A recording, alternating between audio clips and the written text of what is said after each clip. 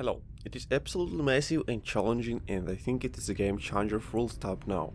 So this footage we have all been playing here is captured on PC and PS5 versions. Now a big shout out to Eric and Andrew behind the scenes for this. And also this footage is spoiler free.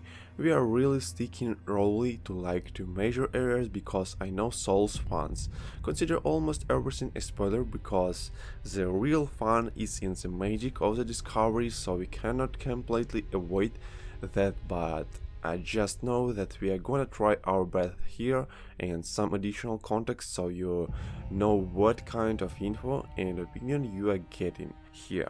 We are a mixed group here at Game Rank. Some of us here are very into these games, where myself I am a bit more casual. I have played them, I have taken a long time to understand from software games and appreciate them, and Elden Ring definitely seems to check the boxes for both types of fans and even newcomers, which I will get to. So in it you are a tarnished thrust into a land torn apart by conflict. The Elden Ring has been shattered and a select few hold the shards, and it's up to you to journey defeat them and become the Elden Lord. Now I am totally closing over it and buttering it a bit, but hey, how these From Software games can be storytelling internationally wagyu and wordy seemingly on the surface, but actually really interesting. Elden Ring does show it a bit more,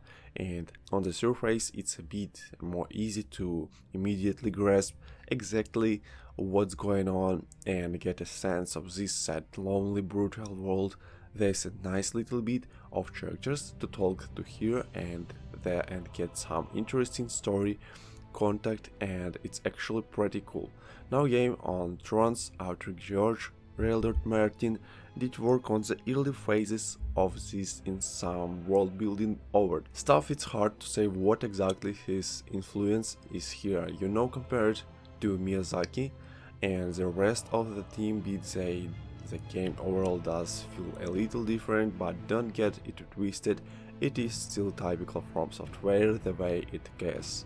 And of course the real meat is gameplay, and it is extremely fun to play for a boatload of reasons. So of the basic, and you build out your character with the starting class, a kind of like a start baseline, but then you go from the dumping points into whatever as you level up.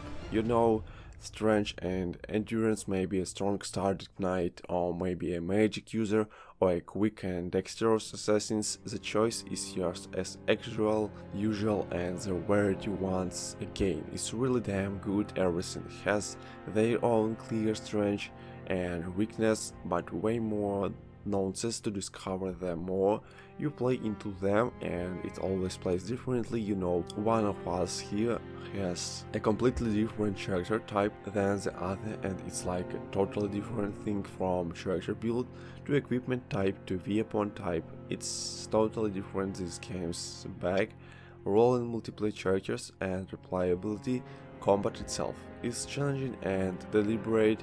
I think if you already decided you don't like Soul style combat, this won't change your mind, but there is some fun new stuff new for the layman thing, Dark Souls combat, but with a jump button and a really solid guard counter attack. That it's satisfying to pull off. You can still pray if you have that tools, but a guard counter time just right, and the sound effect triggers and you get an extra hit. That's where you can really feel a little Sakura influence here, and it works out nicely. Ashes of War here. I like built up versions of weapon arts, their special skills you can find and improve.